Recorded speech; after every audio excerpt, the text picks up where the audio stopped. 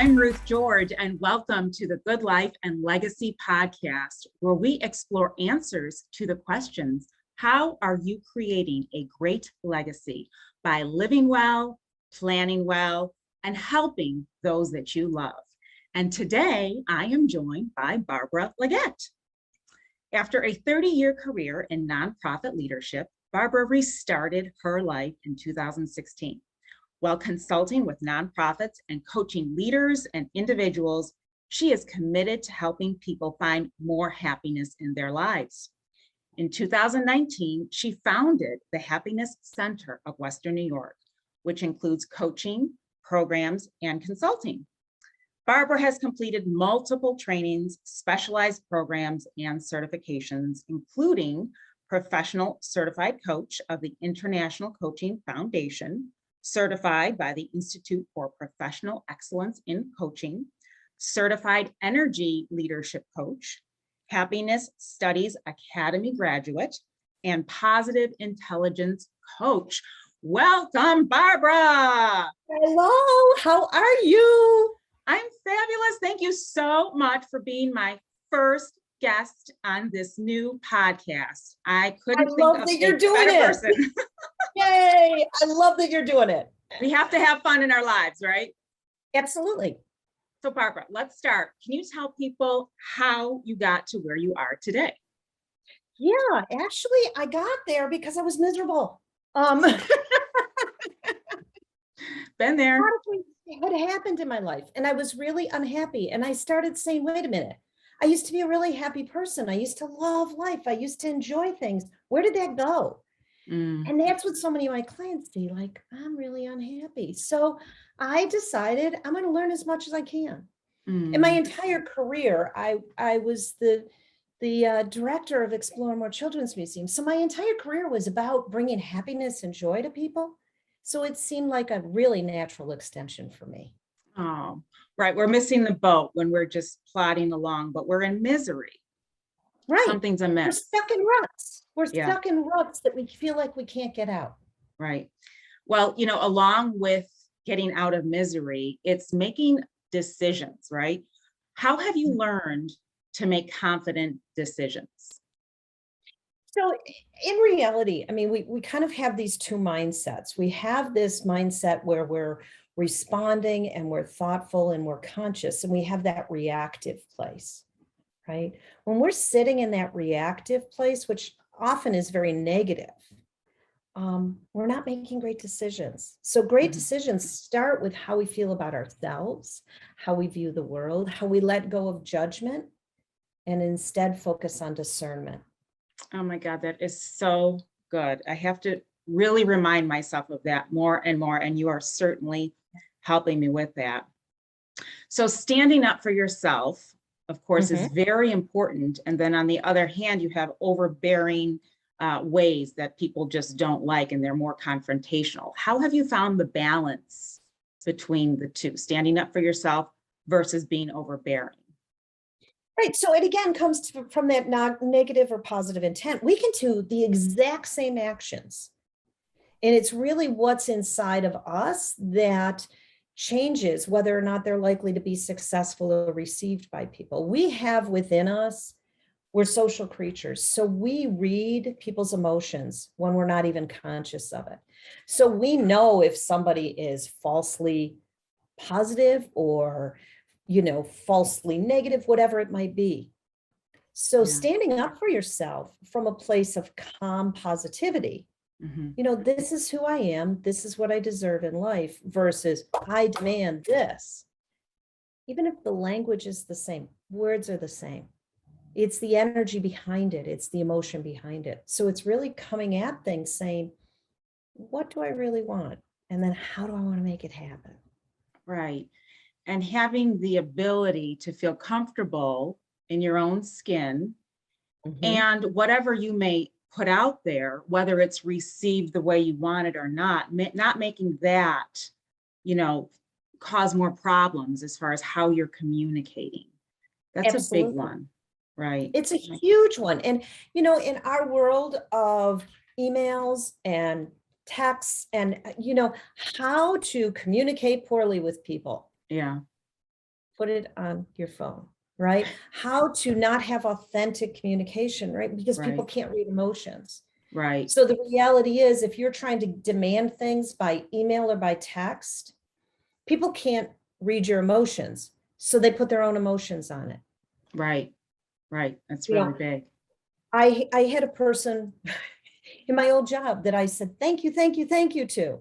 Mhm. And her response to me back was, you don't have to be sarcastic. I was just doing my job. And I'm like, I was being really Oh serious. Like, boy. you did Yeah. this huge project, right? And I instantly like ran down the stairs, went and bought her a candy bar and said, let's talk about this. Because I wasn't being sarcastic. I was being serious. Like, I really appreciated that extra mile. But a Oh, lot of times things are lost or we misread what somebody intends. right. And, it makes me think about what you are really trying to help so many people with, including myself, which is just enjoying yourself more, enjoying life more, because then your head is not constantly filled with all the negativity, judgments, saboteurs. But if they do come in, which of course they will, because we can never stop those, we're able to at least ping pong them away more quickly. Right. So, really, how are you able to enjoy your life and make that part of your everyday living? It really, it is. For me, you can't be a coach, you can't be a consultant, you can't do any of those things unless you are not just talking the talk, you are walking the walk. Mm-hmm. Which means for me, there are a slew of happy habits, right? Our brains are negatively keyed. And Mm. depending on the person, it's anywhere from 3 to 1 to 6 to 1 on where we need those positive thoughts to negative thoughts, Oh, right? wow. So when I find myself going, "Ugh," I stop and I go, okay, hold on, what's Right. really going on here? What pushed Mm. my buttons just now? Push your buttons, right. Wow. Something pushed my buttons that has nothing to do with this situation. Something triggered me with a small t, and upset me. So how do I pull this back and say, what's really going on here? Hmm. So Which then is that, hard. yeah. Oh gosh, it's really hard. That discovery that you've made, because you said, you went through this period of time where, although you were doing these wonderful things, you yourself were not feeling so wonderful. Right, So you've been through this transformational period and you've learned to kind of come out of that and have this new world that you're creating. So right. you are undoubtedly helping other people and enhancing their lives. Can you give us any little tips on how you go about doing it? How are you enhancing other people's lives? So I do a couple different things. I do one-on-one coaching where I really help people gain clarity.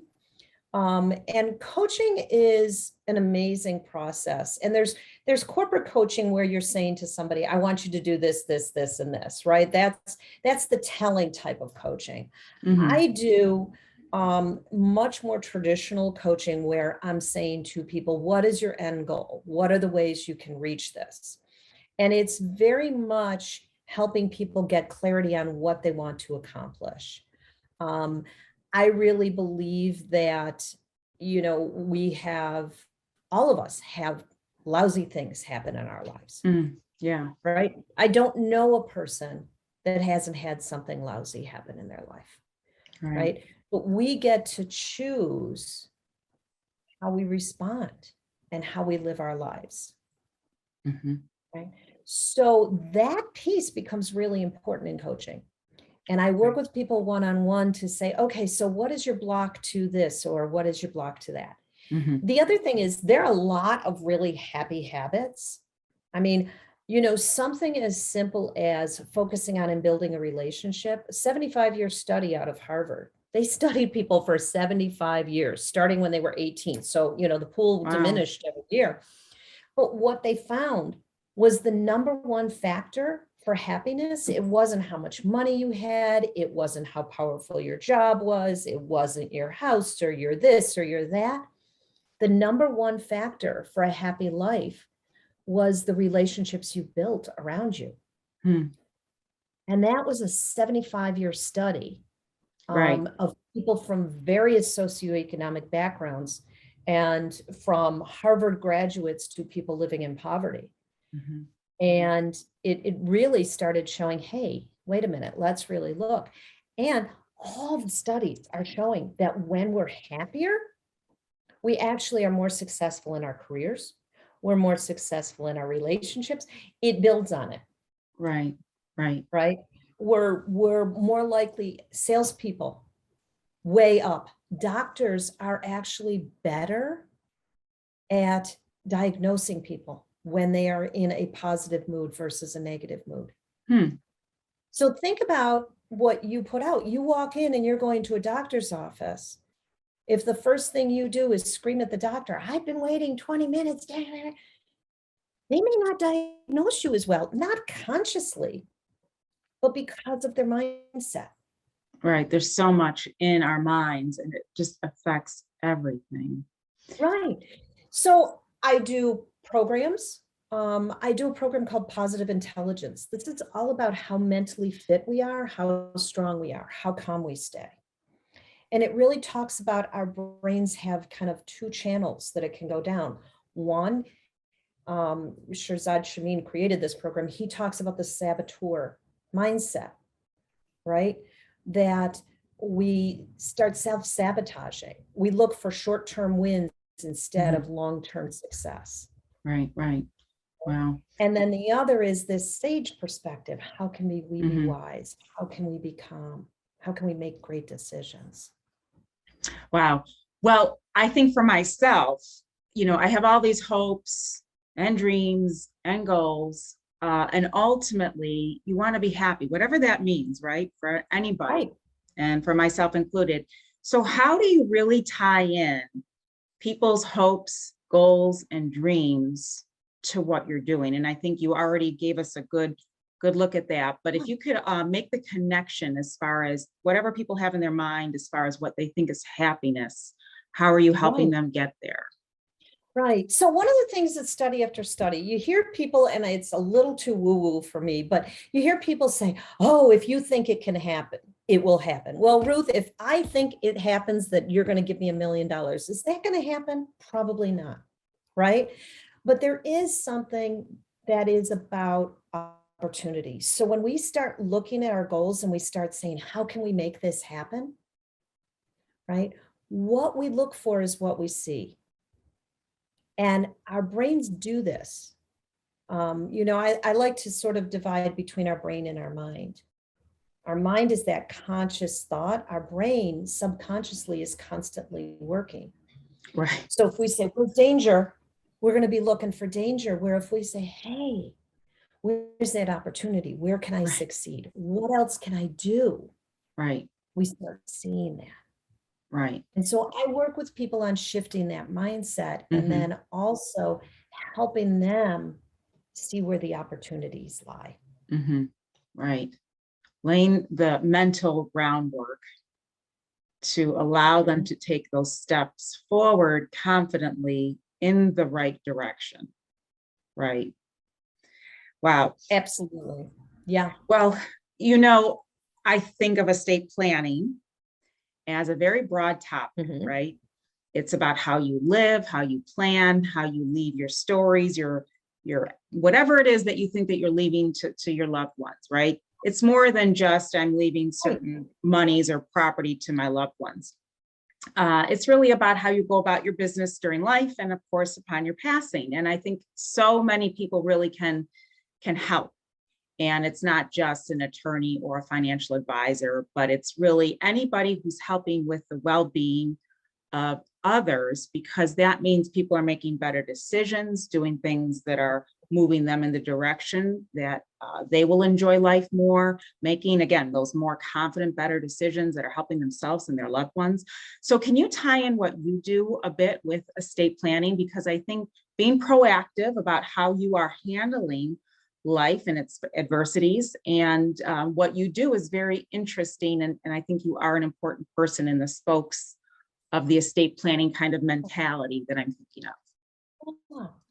Yeah. So one of the things to think about is one of the hardest things for all of us as human beings is accepting what is, Mm. right? Sometimes we say, well, if I could just change this or if I could just change that.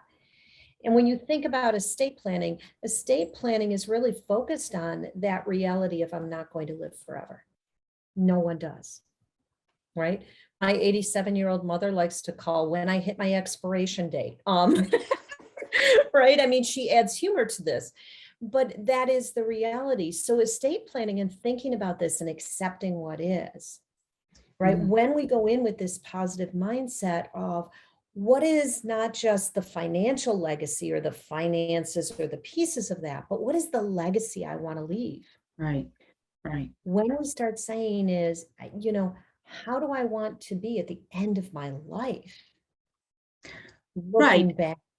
Yeah. And if people can make better decisions when they're 18, when they're 28, when they're 38, and so on, Right. then ultimately it builds on something. And hopefully they're preparing themselves all along so that they're making the right moves.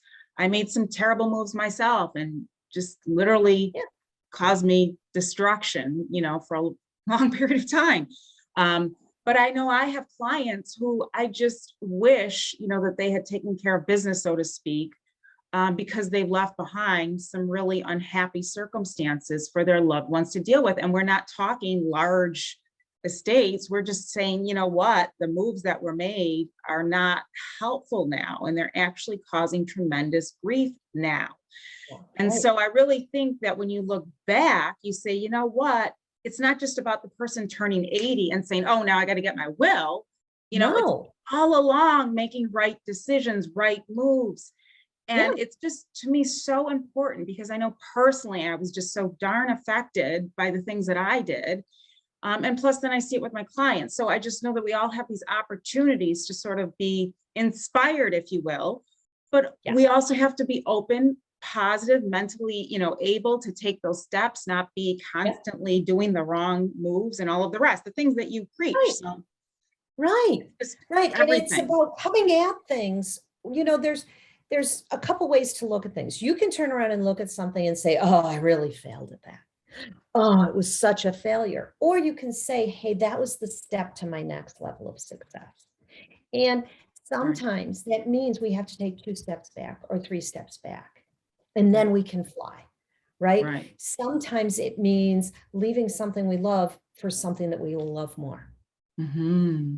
Sometimes it means letting go of that dream for this dream. Other times it Right, means hanging on and getting to the other side. And until you really spend some time thinking about that, it whirls in your head. right. And the reality is we often think we can solve problems. I always used to oh, I'm going to think about this until I solve this problem. Right. Do I get No, it all figured out? that's not how problems get solved, right? Problems Yeah, get solved when you talk it through, yeah, when you figure out. And the same is true for how do I manage my estate planning? How do I manage my relationships? I mean, right. I look at people I know that have had difficult relationships, and that has had an impact on how they plan their estates. Oh, I have absolutely. seen, and I'm sure you've seen that. And then, what are the repercussions after that person dies when they've made decisions? And Right, and really thinking through all those pieces right, consciously, right, because a right, lot of times we live our life unconsciously right. And reactive, like you would say, and right? Reactive. reactively, Yeah, right? Instead of saying consciously, what do I want to choose at this point in my life? right. Oh my gosh, so good. Well, along the lines of your mom, Yeah. 87, I'm not sure if it's your mom or somebody else, but tell us a little story about someone in your life, a loved one that you'd like to pay a little tribute to. Actually, it would be my dad. My dad passed away 8 years ago, Mm, and my dad had what seems to be a tough childhood. And what he did was he oh, made a conscious choice. He said, I am not going to live that life or create that life for my future family. And he made mm, a conscious choice every single moment. wow. And he, he focused, he was a musician, and he was a high school music teacher.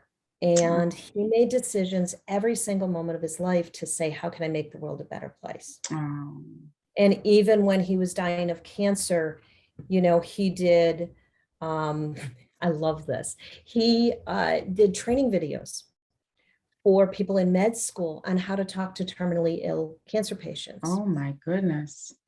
He Wow. made decisions. He went treatment that at any point he could have died from that treatment. He said, but I'm already terminally ill.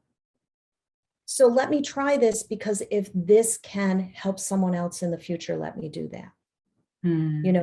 And my father did a lot of things that were happiness habits. My father regularly listened to music, which can be very inspiring. He regularly meditated. He was constantly learning. Again, a key to happiness, constant learning. Doesn't matter what we're learning. We're not consuming, we're learning. And it's a very different piece on how our brain works. And so I think that piece is also really important in staying grounded in where we want to be. Oh, so what a story. Yeah, he's my happy guy. Oh, I just love that. Sounds like an amazing person to take those types of circumstances and really consciously say, Consciously. no, thank you. I'm going to do this. That takes a lot. And then at the end, wow, that is unbelievable. Yeah. And I know so many people that have done that. Western New York lost a leader in cancer research, in a guy named Kevin Hayes recently. He just had his 35th birthday. He died right before his 36th birthday. And he really inspired. He took an awful situation, a terrible, terrible situation, and has used it to inspire people. And I think that that's an important piece of what we have this opportunity. Right. We don't always know what life is going to hand us. Right. Wow. So anyways. Amazing stuff. All right. Amazing stuff. Yes. Yes. Well, I would like you to share something that you want people to know about you. It could be anything at all. Ooh, okay. About me. I think more than anything, I'm a learning nerd. I love color-coded and color Yes, you do. Those are just my coaching. That's my happy. Those are just my coaching books. Like I have books everywhere, but that's just my little pile of my just about coaching books. Nice little ritual there. It's a very important thing. I think that one of the things that I love is watching people shift and watching people go from that negative place to that calm, powerful place. And it's one of the things, if I were to say what is one of my superpowers, and I never knew it until I became a coach, but I've always done that since I was a young child. Like I could always calm people that were stressed, or I could always diffuse situations, and I never knew what it was I was doing. So that's my weird thing. Is I can take people that are stressed and I can bring them calm. That's my strange power. That's a miracle power, because I tended to be one of those people that gets quite negative and all the rest, as I've told you before. So I find that to be an incredible ability. So wonderful. And it's wonderful that you're helping other people. So it's fabulous. Absolutely. I love it. Yeah. So what do you want to do more of to enjoy your life more? What do you think there? What's really interesting for me is I've started saying no to things I don't want to do. And I'm at this great point in my life. I'm approaching 60, and I'm at this point in my life where I can do that. Right. Because we did a lot of planning. We did a lot of really conscious, how do we want to live our lives? Right. And so it's enabled me to say no more. So that's something that I'm getting excited about, is I've said no to opportunities that didn't align with what I wanted in my life. Right. You've figured out what really makes you happy and gives you satisfaction and joy. And you don't have to just say yes for the purposes of saying yes. And I'm sure you've been in the situations many times with your background where people were asking you quite a bit to do this, that, and the other thing. Right. And I always felt like I had to. Right. Right. There's this mindset of I have to do this. I want to do this, or I get to do this. Right. And I was always in that, have to, want to, and now I'm in this, I get to do these things. Right. I get to do what I want. I get to have this fun. It's a big switch. So, and so you have to say no in order to be able to get there. Wow. So, okay, so we could go on and on about everything that we love and all of these, areas that we talk about, because I just think it affects everything. But in case people want to get in touch with you after this, because, we will probably close shop here in a little bit, right? A couple minutes, I think. Tell us, how are we going to get in touch with you?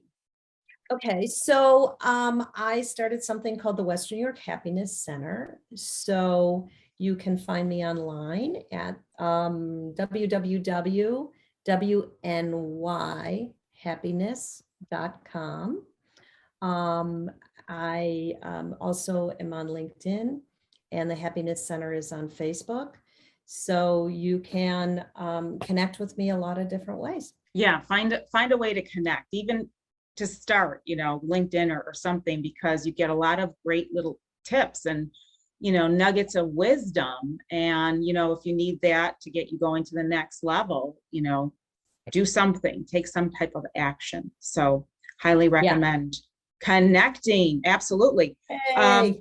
So I'm going to put a little way to connect, one or two ways to connect with you. And just thank you so very much for being a part of my first show of my first podcast. You just put me at ease. I feel like I just, could chit chat with you, and you have so much to say, so much wisdom to share. You're such a fabulous person. As do you. So thank you so much. Thank you very much. Fantastic. Absolutely. And we hope to be putting out a podcast once a month, and really just opening the doors to showing people how they can live better, plan better, and create those legacies and enjoy life and leave a legacy for those that you love. So hopefully you will subscribe to our podcast here. And thank you again, Barbara Leggett. You're fabulous. Thank you.